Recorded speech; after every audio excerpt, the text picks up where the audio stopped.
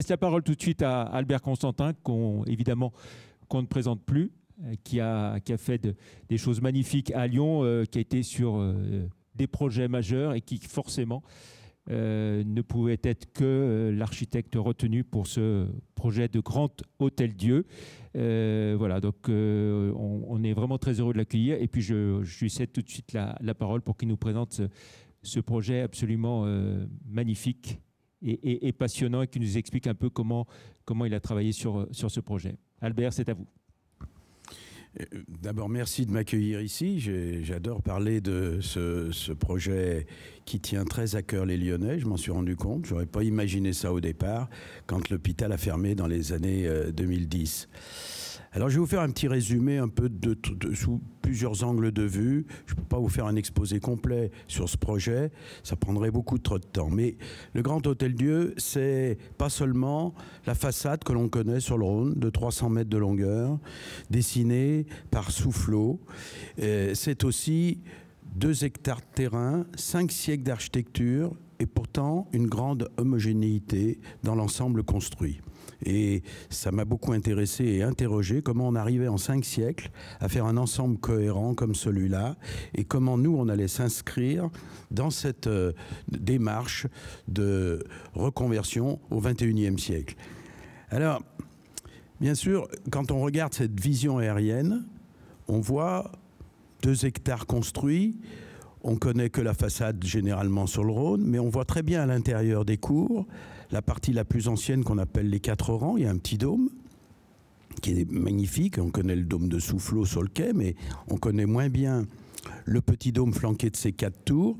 Les 4 rangs, pourquoi? Parce qu'il y avait 4 salles de malades qui étaient ouvertes sur ce dôme. C'est un plan en croix qui était très utilisé à l'époque.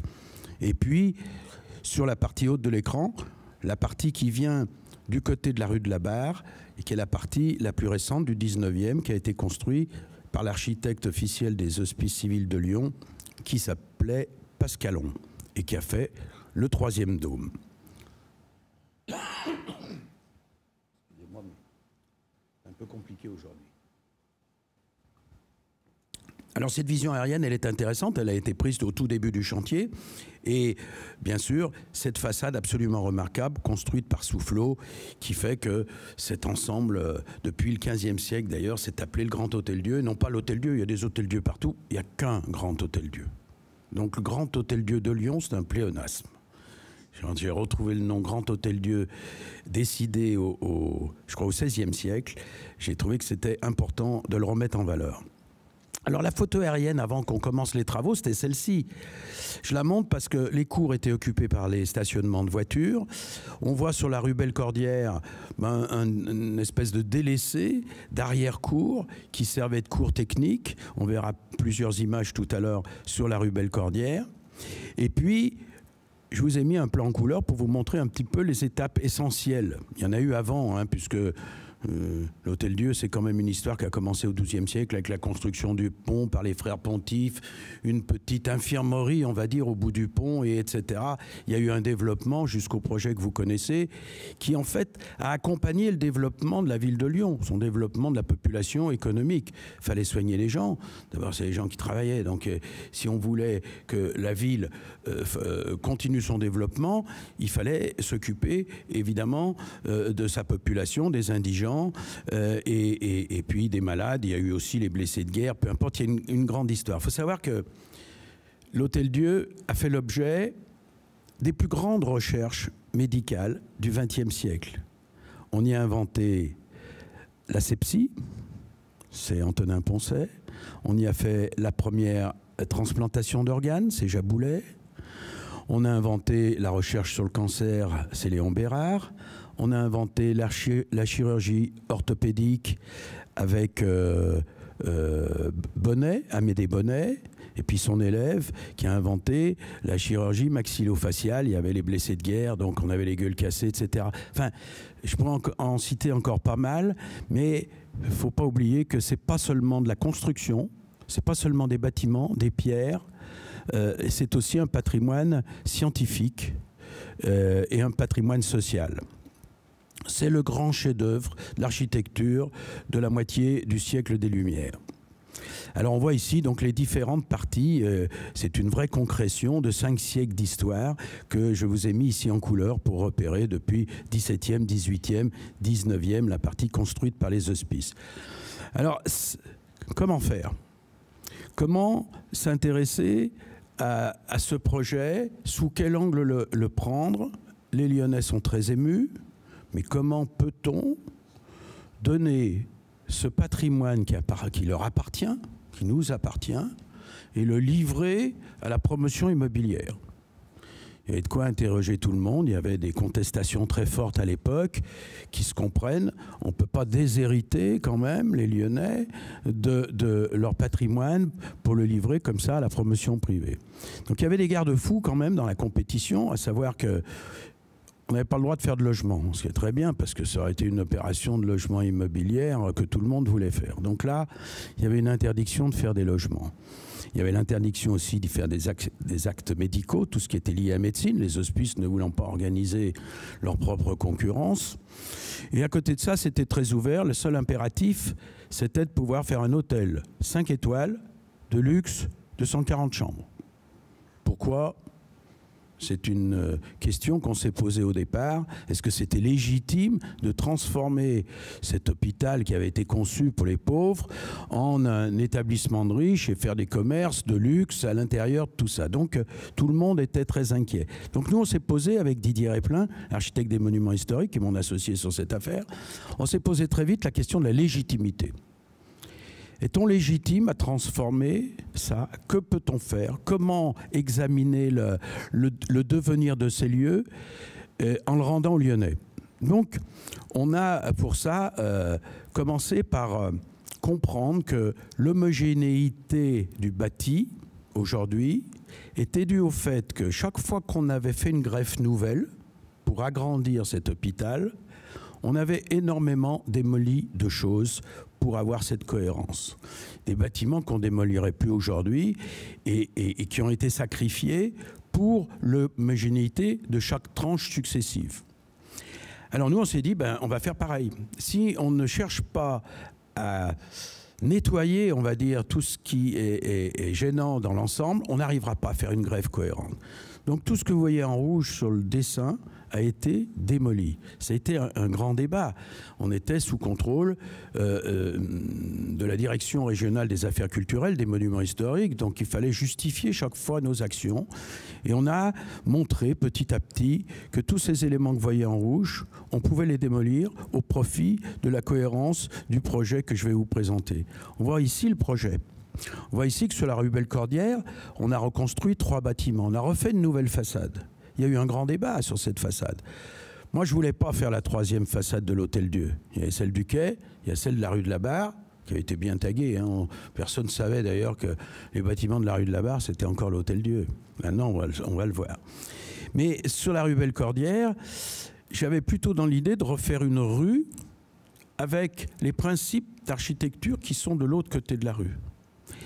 Il y a sur cette rue Bellecordière tous les exemples d'architecture depuis le Moyen-Âge à nos jours. C'est vraiment un musée de l'architecture lyonnaise que personne ne voit, je ne l'avais jamais vu, parce que l'œil était attiré par l'arrière-cour de l'hôpital et on ne regardait que le côté est et pas le côté ouest. Donc je vous remontrerai quelques images après. Donc il y a eu un grand débat. Je voulais refaire un parcellaire puisque dans le temps il y avait des petites maisons comme ça qui ont été démolies pour pouvoir agrandir l'hôpital et je me disais c'est légitime de reconstruire des petits bâtiments pour reformer la rue Bellecordière dans des principes qui avaient conduit à son urbanisme.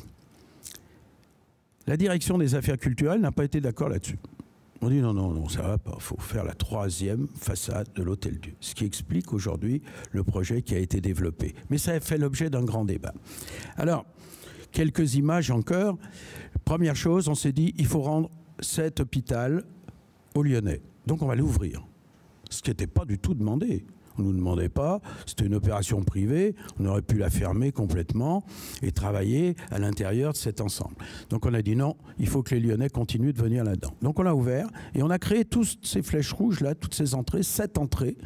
7 entrées, il y en avait principalement une qui était celle qui est sur la place de l'hôpital, celle qui est en haut à droite de l'écran, mais on s'est arrangé pour qu'on puisse traverser dans tous les sens, ce qui nous permettait de refaire des cours, des jardins et de profiter des galeries. C'est 8 hectares de surface disponible, de coursives, de galeries, de cours, de jardins, qui est rendu complètement lyonnais.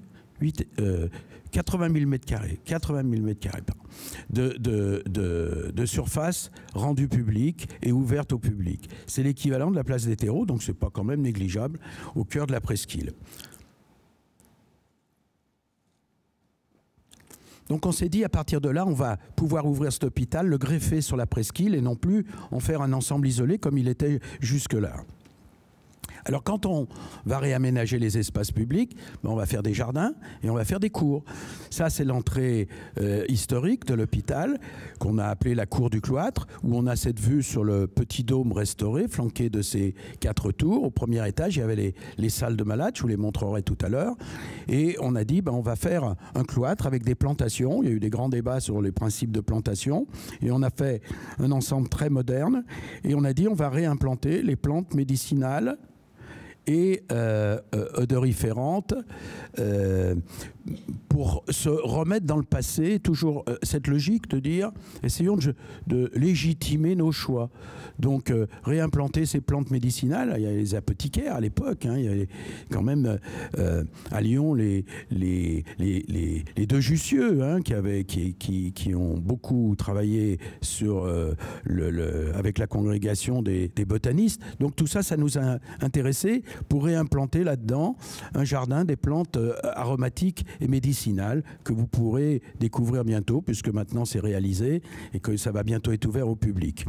Ensuite, on le voit ici d'une vue aérienne, cette composition.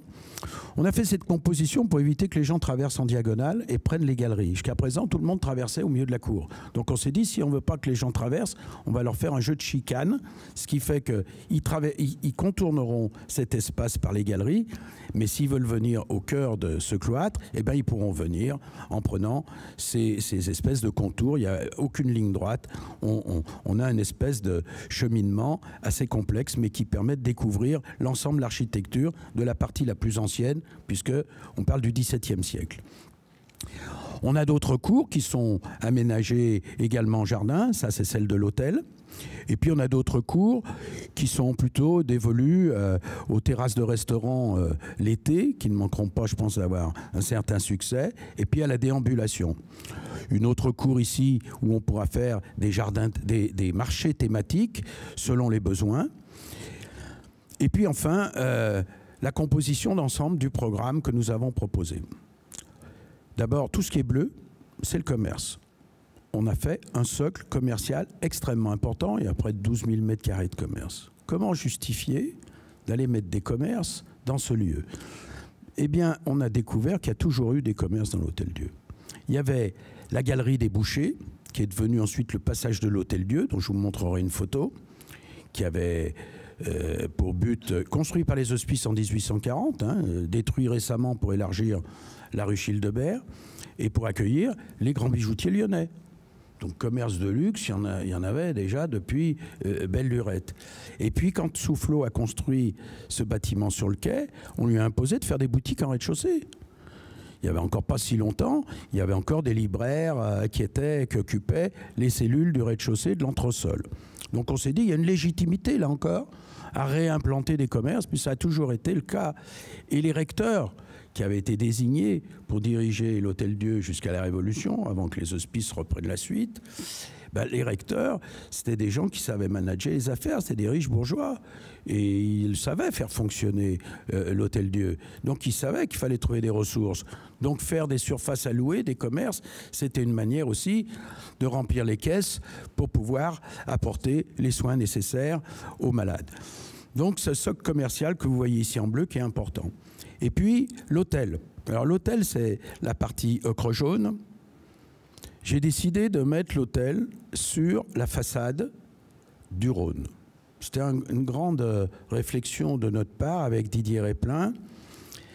Est-ce qu'on la mettait sur la partie sud, c'est-à-dire sur la rue de la Barre? Est-ce qu'on la mettait dans les bâtiments neufs? Est-ce qu'on mettait cette implantation hôtelière sur le quai? Et là, en analysant l'histoire, j'ai vu que à l'époque, 18e siècle, les recteurs veulent agrandir l'hôpital et faire ce projet qui a été confié à Soufflot. Mais les élus ont dit non, non, on veut une façade de prestige. Allez prendre un grand architecte de renom là, qui est en Italie, qui va venir, avant qu'il aille à Paris construire Sainte-Geneviève, et on va lui confier cette façade. On veut une façade de prestige pour impressionner l'étranger. C'est l'arrivée depuis l'Italie sur la ville de Lyon. Donc c'est bien gentil qu'on soigne des malades, mais nous, on veut une façade de palais. D'ailleurs, la plus-value, on la prend en charge. Faites de la pierre, faites des pilastres, faites des décorations, des balustres, faites-nous une façade de palais, et on vous payera la plus-value. Bon, c'est promesses politiques, on sait ce que c'est. Les recteurs, ils laisseront leur peau, puisqu'ils attendront longtemps le remboursement des frais qu'ils avançaient pour faire tous ces travaux. Mais je me suis dit, aujourd'hui, on n'a pas changé. Le politique dit, je veux un hôtel de luxe pour impressionner l'étranger, quelque part. Donc il y a une légitimité à dire, bah, cet hôtel, il va derrière la façade de luxe qu'on a voulu au XVIIIe siècle. Il y a une cohérence. C'est pour ça que cet hôtel, il est à cet endroit-là. Et il nous a beaucoup servi, on le verra un peu plus tard, pour la restauration du bâtiment. Et puis, en vert, des activités tertiaires. Et pour terminer, la partie la plus ancienne, en violette, qui est le Petit Dôme, où là on s'est dit, il faut garder un peu de la mémoire du lieu hospitalière. Alors, on avait imaginé au début avec Mornex d'y faire le grand musée de la médecine, on n'a pas pu réunir les fonds financiers, peu importe. On avait imaginé de faire un centre de congrès en se disant, tous les médecins vont faire leur congrès à l'Hôtel-Dieu. Il n'y a pas de raison. S'ils ont un lieu à choisir, et je vois les demandes qui commencent à arriver, ils veulent tous venir faire leur congrès ici à l'Hôtel-Dieu. Donc c'est un centre de convention, à mon avis, qui est promis un bel avenir. Et le musée de la médecine pouvant pas se faire, un jour, Gérard Collomb me demande si on peut trouver une implantation de la Cité internationale de la gastronomie dans l'Hôtel-Dieu. J'ai fait plusieurs propositions et je lui ai dit, très bien, on ne peut pas faire la médecine, mais on pourrait faire la Cité de la gastronomie. Mais à condition qu'on ait pour thème gastronomie et santé. Et là, on retrouve notre légitimité. Savoir bien se nourrir, c'est quand même la première façon de se soigner. Donc il y avait cette logique entre la gastronomie et la santé. Tout ça est en train de se mettre en place. Voilà pour les grandes lignes de ce projet.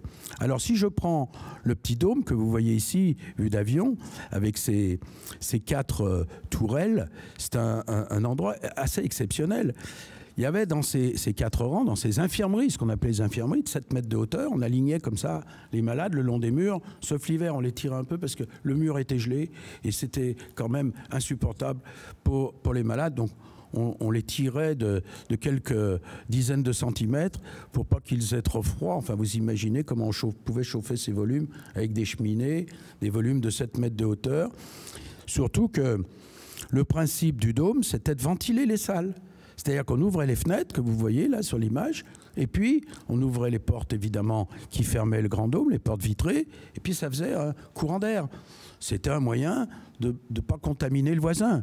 Il faut savoir qu'en 1840, il y avait 2, 3, 4 personnes par lit. Pour les nostalgiques de l'Hôtel-Dieu, je répète souvent ça, 4, il a fallu attendre 1840 pour avoir une personne par lit. Je ne parle pas d'une chambre par malade, comme on dit aujourd'hui, mais c'est très récent. Il y avait jusqu'à 140 malades dans une infirmerie. Les médecins se plaignaient, disaient c'est beaucoup trop, on pourrait limiter à 40 malades par chambre. C'est pas vieux, 1840. Donc voilà ce que donnaient ces grandes salles de malades. Mais ça a été complètement transformé, parce qu'il a fallu faire des chambres individuelles, recloisonner tout ça. Donc, le Petit Dôme ici, qui a son hôtel qui servait à donner des offices tous les matins, et puis les malades pouvaient tourner la tête éventuellement, apercevoir la croix qui était haut placée et suivre les offices le matin. Mais ça avait été complètement muré, puisque derrière, il y a des salles de radio, des salles de malades, bon. Donc on a ouvert tout ça. Et aujourd'hui, ça donne un espace architectural absolument merveilleux où on retrouve les proportions qu'on avait à l'origine. Voilà ce qui était avant qu'on arrive. C'était des planchers supplémentaires, des couloirs, des salles de malades. Enfin, certains d'entre vous ont pu connaître ça, parce que la moitié des gens ont soit accouché, soit sont nés à l'Hôtel-Dieu. Donc, ont connu ces couloirs-là. Donc, on a cassé ça. Vous voyez la trace du plancher qu'on a cassé. Regardez plafond à la française qu'on a retrouvé, qu'il a fallu remettre en valeur, comment on pouvait maintenir ces planchers à la française. Il n'y a pas de tenue au feu pour les pompiers, donc attendez, vous laissez les planchers comme ça, comment? Donc on a mis au point un certain nombre de techniques. Par exemple, ce qu'on appelle la mise en place de connecteurs, c'est-à-dire qu'on garde le plancher comme un coffrage, on coule une dalle de béton dessus, puis on raccorde les deux pour que ça joue ensemble entre le béton et le plancher. Donc vous voyez le travail qui est nécessaire pour faire ça. Il faut découper le plancher pour arriver à refaire des connecteurs et raccorder tout ça avec un système de poutres qui fait que finalement le plancher, il tient au feu, il tient à la résistance et il peut remplir sa nouvelle fonction tout en gardant l'aspect historique des plafonds.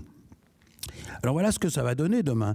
Ce grand volume, ce petit dôme qui monte d'une façon très élégante, dont on vient de terminer la restauration, va être complètement ouvert sur ces anciennes infirmeries. Au rez-de-chaussée avant, il y avait les locaux de gestion, il y avait la pharmacie, il y avait le directeur, il y avait des locaux techniques. Au dernier étage, on faisait sécher le linge et à l'étage intermédiaire de 7 mètres de hauteur, on avait ces infirmeries. Voilà donc pour la partie du Puy-de-Dôme. Alors la partie sur le quai dont je vous ai dit que les élus de l'époque, au XVIIIe, avaient imposé au recteur de faire une façade en pierre pour impressionner l'étranger. Il a fallu toute la réhabiliter. Il y a eu un travail extrêmement important de restauration de monuments historiques.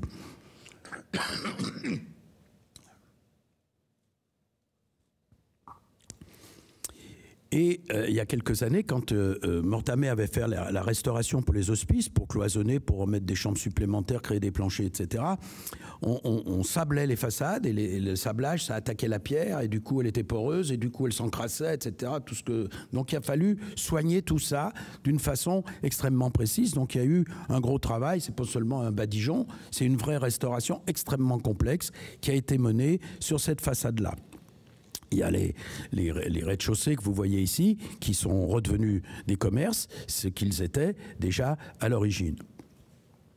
Vous voyez ici le grand dôme majestueux. On est en train de démonter l'échafaudage actuellement. Donc ça, ce sont les dernières images qui montrent la restauration extrêmement complète qui a été faite sur à la fois la couverture du dôme et sur ses façades, sur ses menuiseries et également évidemment à l'intérieur.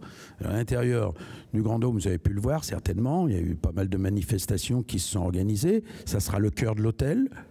J'avais proposé qu'à l'intérieur de ce Grand Dôme, on ait un accès public permanent, qu'on ne le privatise pas, donc que ceux qui visitent l'Hôtel-Dieu puissent venir ici, donc un accès indépendant pour arriver dans ce Grand Dôme, pour que tout le monde puisse profiter de la vision architecturale de cet ensemble qui est en cours de restauration. Alors on avait même été plus loin, on s'était dit tiens, ça serait intéressant, c'est trop haut, 32 mètres de hauteur pour faire un lieu de vie, donc on va essayer de retrouver une occupation de l'espace par quelque chose, une espèce de grand lustre, enfin quelque chose qui nous redonne une échelle.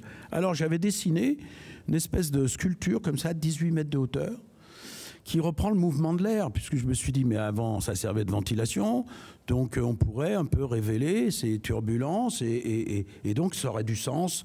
Bon, c'est pas ce qui se fera malheureusement. L'architecte n'est pas toujours convaincre tout le monde de faire les choses. En tout cas, voilà, il y avait plein d'idées pour que dans les aménagements hôteliers, on retrouve le sens de l'histoire.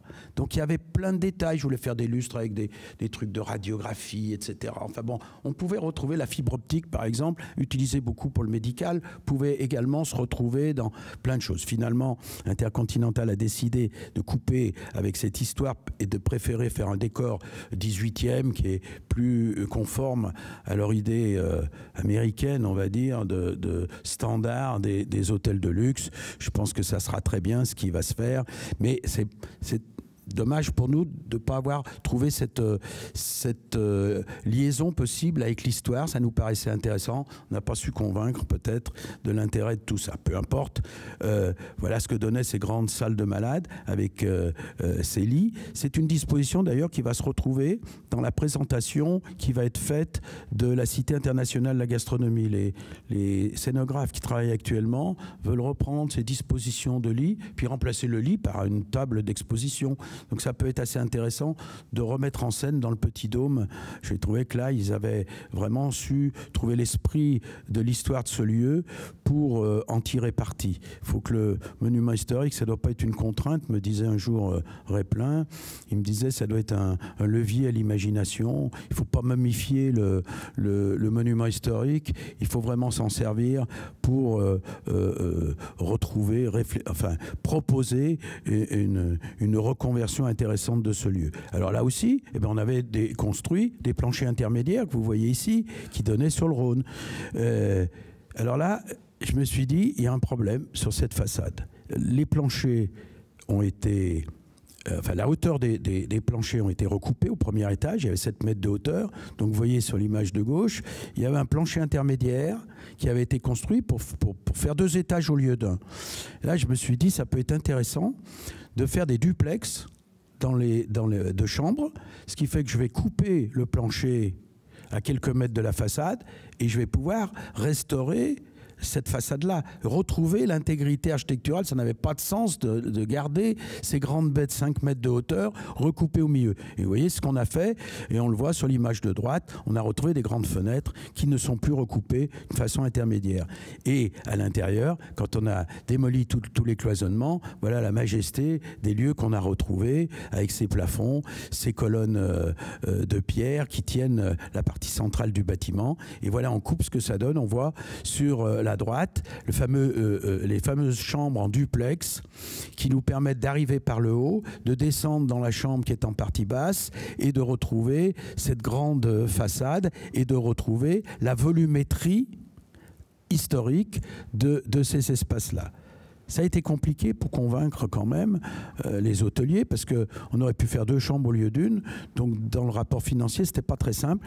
On est arrivé là à convaincre et on a sauvé donc la restauration de cette façade. Voilà ce qu'on avait imaginé. Dans ces façades, on prenait du blanc parce qu'on se disait, historiquement, dans ces salles de malades, tout était blanc, les lits étaient blancs, les tabliers, etc. Bon, donc on voulait faire ça, puis on voulait remettre des images de soufflot, refaire découvrir l'architecture. Bon, finalement, c'est pas l'option qui a été retenue. Mais on s'était bien amusé à trouver quand même cette liaison-là. Alors la cour du Midi, celle qui est sur la rue de la Barre, c'était épouvantable. Je ne savais pas quoi faire de cette cour. Parce qu'au fond, le bâtiment, le petit bâtiment du fond, c'est la morgue. C'était la morgue. Donc cette cour était sinistre, tel point sinistre qu'elle avait été abandonnée dans son affectation et que les commerces qui étaient sur la rue de la Barre avaient fait des extensions que vous voyez ici. Il y avait des garages, il y avait toutes sortes de choses. Il y avait eu des constructions tout à fait aléatoires, construites de part et d'autre.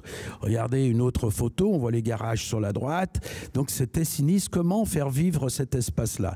Alors on a imaginé plusieurs projets, ça c'est le dernier, c'est de dire on va couvrir cette cour du Midi par cette grande verrière qui a fait l'objet d'un travail tout à fait spécifique par nos ingénieurs qui ont proposé cette espèce de tenture de soie, un peu comme un tissage qui flotte comme ça. Il y a un double dôme qui est dû aux efforts parce que c'est pas une cour carrée, il y a des recoins, donc il a fallu chaque élément de la charpente que vous voyez ici est proportionné en fonction des efforts qui viennent dessus. Donc tous les éléments sont différents. C'est pas une charpente uniforme. Vous voyez comme ça flotte, ça donne une certaine élégance. Il y a évidemment une belle lumière qui vient à l'intérieur.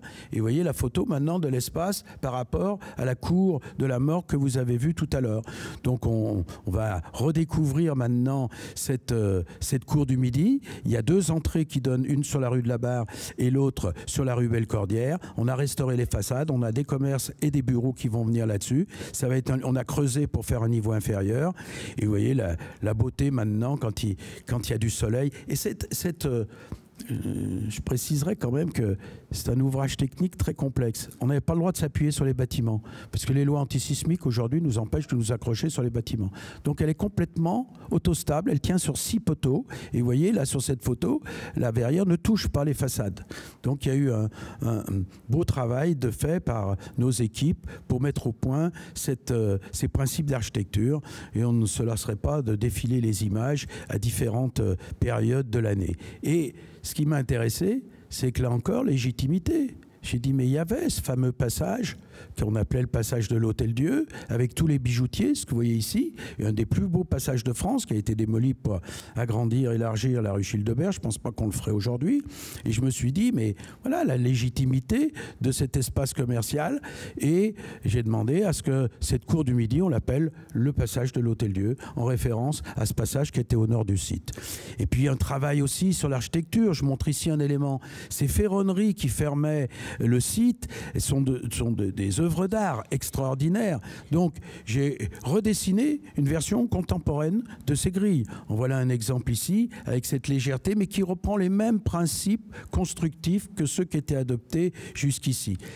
La rue Bellecordière, je vous disais, c'est un des plus beaux éléments, une des plus belles histoires de l'architecture lyonnaise.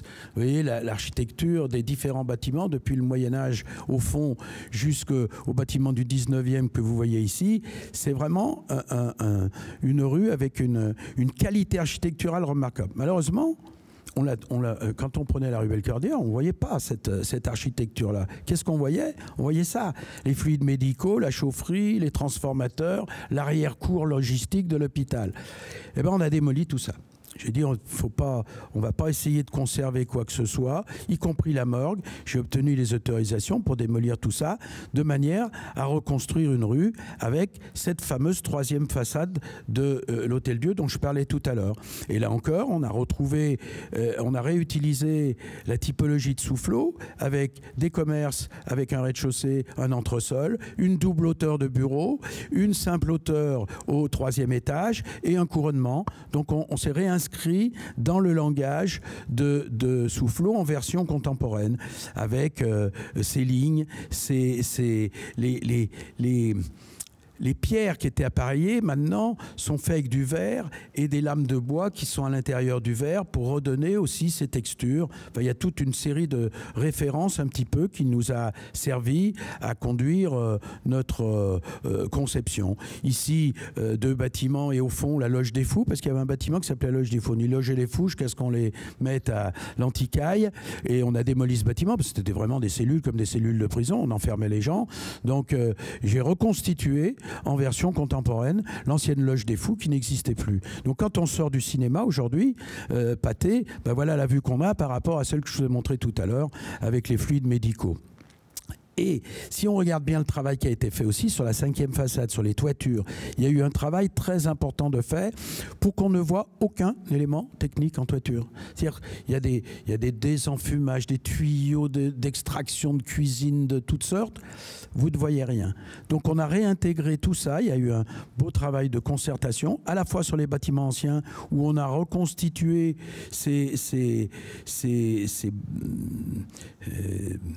excroissances en cuivre, de manière à intégrer dedans toutes les prises d'air, les rejets. Sur les nouveaux bâtiments, pareil, on a intégré à l'intérieur des toitures et des combles tout ce qui était nécessaire à la technique, et on a maintenant une vision extrêmement intéressante de la vue des toits, que l'on peut très bien voir quand on monte dans le dôme Pascalon, que vous voyez ici. Il y a un bel escalier qui s'enroule autour de la cheminée. Quand on arrive en haut, c'est vraiment sublime de voir la vue sur Lyon. Donc je vous ai mis une ou deux images comme ça aériennes qui sont très belles. On voit la verrière ici sur la cour du Midi. On voit le travail donc de ces chiens assis en cuivre qui nous ont permis de réintégrer toute la technique. Il y en avait à l'origine qui ne servaient pas à ça, qui servaient à ventiler les combles. On les a utilisés en technique. Et vous voyez le détail qu'on a refait sur toutes ces toitures qu'on n'aperçoit pas forcément quand on est au niveau de la rue. Et puis tout un travail monument historique, donc un travail avec des vrais artistes qui ont su refaire les stucs, les moulures, les sculptures. Donc il y a tout ce travail-là qui a été également fait sur le chantier. Vous voyez ici toute la restauration du dôme Pascalon avec le travail à la fois des couvertures, des pierres, des enduits, des châssis de façade.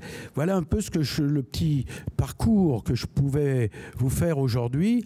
Vous allez bientôt pouvoir aller visiter maintenant la première partie qui est livrée avec les bâtiments neufs et une série de cours sur la rue Bellecordière et vous comprendrez un peu mieux tout le travail qu'il y a eu là derrière. Ça a été pour nous une expérience extrêmement intéressante, enrichissante. On a fait travailler peut-être une trentaine de collaborateurs pour arriver à ça. Donc c'est vraiment un travail d'équipe complexe. On a découvert en cours de chantier des choses qu'on ignorait. Il a fallu réadapter le projet en permanence, redessiner les choses, déplacer des éléments techniques pour remettre en valeur certaines choses. Donc c'est un travail qui est riche d'expérience. Je ne pensais pas que ça serait de cette complexité quand j'ai attaqué ce projet. En tout cas, on a voulu en priorité le rendre aux Lyonnais, que les Lyonnais soient fiers du travail qui a été fait et qu'il n'y ait plus aucun regret sur cette transformation de cet hôtel-dieu que tout le monde connaît et qui appartient à chacun d'entre nous d'une façon affective très forte. Je vous remercie. Merci beaucoup.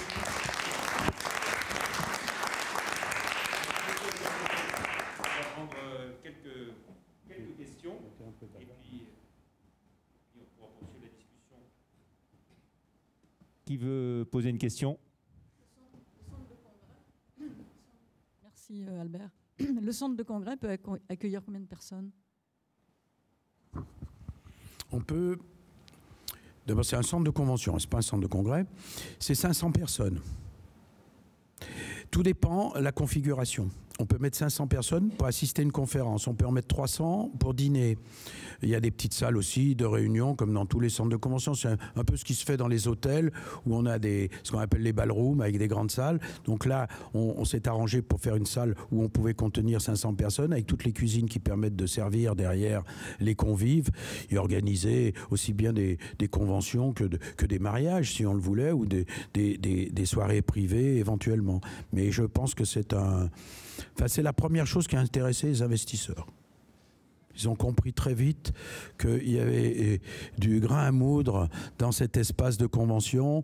Mettre des gens dans la ville, c'est toujours intéressant. Il y a une capacité hôtelière, évidemment, de 140 chambres pour Intercontinental. Mais quand vous regardez tous les hôtels de la presqu'île, ça peut permettre de dynamiser un petit peu tout ça. Tous les commerçants, là, tout est pris déjà. Enfin, je sais que les bureaux, c'est déjà bien occupé. Je ne m'occupe pas de la commercialisation, mais dans ce que j'entends, on va en parler cet après-midi, je pense à la conférence de presse qui est organisée pour parler de cette première. Il y a peut-être 80% déjà de commercialisés. Tous les restaurants sont pris maintenant, il n'y a plus de place pour les restaurants, il y en a 4, 5 ou 6, je ne sais plus. Il y a déjà pas mal de belles enseignes qui viennent. Il reste encore j'imagine quelques places commerciales encore à louer. Ce qui est intéressant surtout, c'est que, et ce qui n'était pas gagné au départ, c'est que le Crédit Agricole a racheté l'ensemble. Et j'étais très inquiet en me disant, si c'est vendu à la découpe, mais comment on va faire pendant 100 ans pour entretenir ces bâtiments? Mettre d'accord une copropriété, c'est pas facile pour changer le tapis brosse. Alors vous imaginez là, quand vous avez des restaurations de cours, de toitures, etc. Donc on a eu la chance que le Crédit Agricole a dit je prends tout. Je prends tout à l'exception de la Cité internationale gastronomie qui a été achetée par la ville. Donc là, on sait très bien qu'ils s'entendront entre eux. Et puis ce qui est très bien aussi, c'est que dans 99 ans, tout ça revient dans le patrimoine des Hospices civils de Lyon qui seront maîtres de l'avenir dans 99 ans. Donc le public n'a pas sacrifié son patrimoine à long terme, il a simplement autorisé à le redynamiser avec des financements publics pour une centaine d'années. Une autre question? Je disais simplement, le chantier a duré combien de temps entre le moment où on a passé le projet à étudier et la fin du chantier? J'aime bien cette question parce que tout le temps on me dit combien ça coûte, quel délai. Et moi je dis j'en sais rien, je m'en fous royalement. Et je dis ça d'une façon humoristique parce que je vais te renvoyer la balle. L'Empire State Building, tu sais combien il a coûté? Tu sais en combien de temps on l'a construit? Tu vois que ça n'a pas d'intérêt. Et c'est la plus grande performance de délai qui existe, puisque je crois que ça a été construit en 14 mois, hein, l'Empire State Building. 14 mois. On n'en parle plus. Mais par contre, l'Empire State Building... Donc je ne m'intéresse pas à ce problème-là.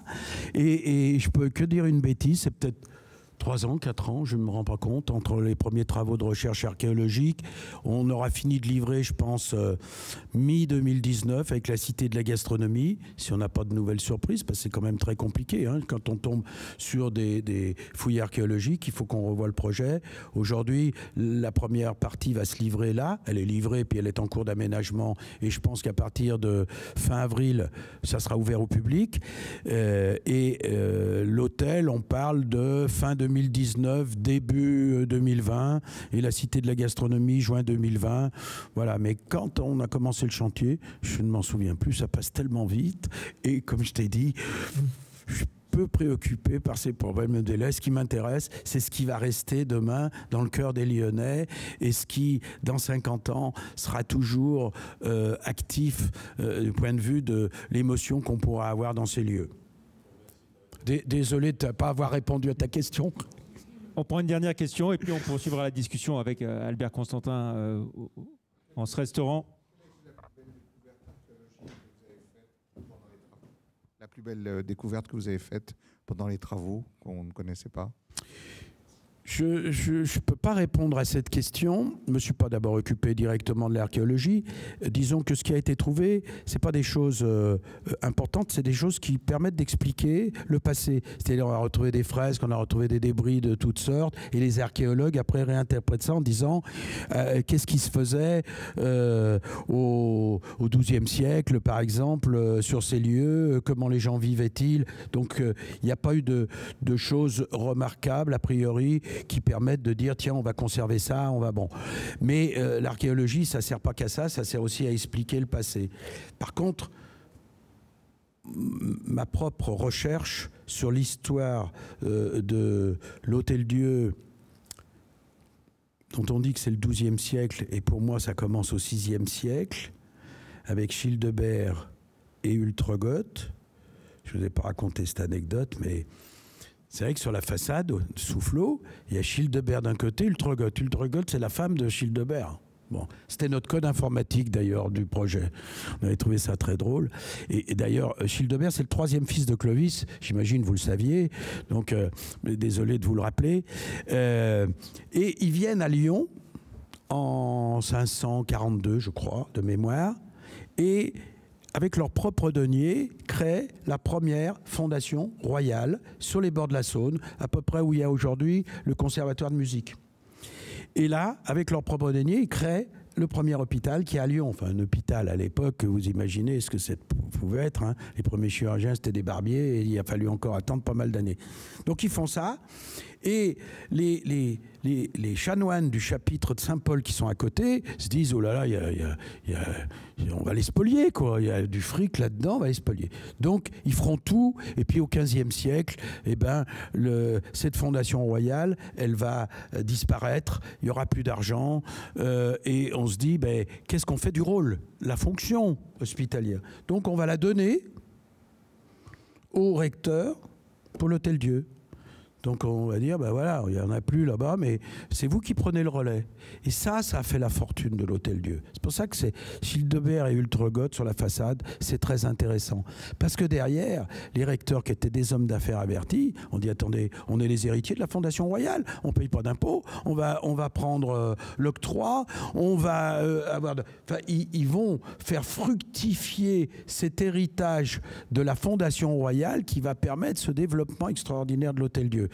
Donc généralement je raconte cette histoire au début, la question m'oblige à... Mais c'est ça l'histoire de l'Hôtel-Dieu, c'est cette imbrication de choses extraordinaires, de ces gens qui ont vécu là-dedans. Il n'y a qu'à discuter avec les médecins qui ont fait leur internat ici pour savoir l'attachement qu'ils ont de tout ça.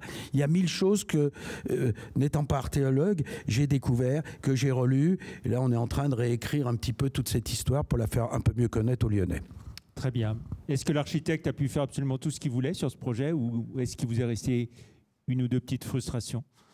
Un architecte, c'est toujours frustré. Obligatoirement. Il n'arrive pas à convaincre jusqu'au bout, puis il y a des données économiques. On n'est pas maître des décisions. Vous savez, si on avait voulu faire tout ce qu'on veut, on aurait fait des choses invraisemblables. Il y avait beaucoup de choses qu'on voulait faire et qu'on n'a pas pu faire. Mais disons que le résultat, on va dire, est cohérent. je pense que les Lyonnais vont énormément apprécier ce qui a été fait.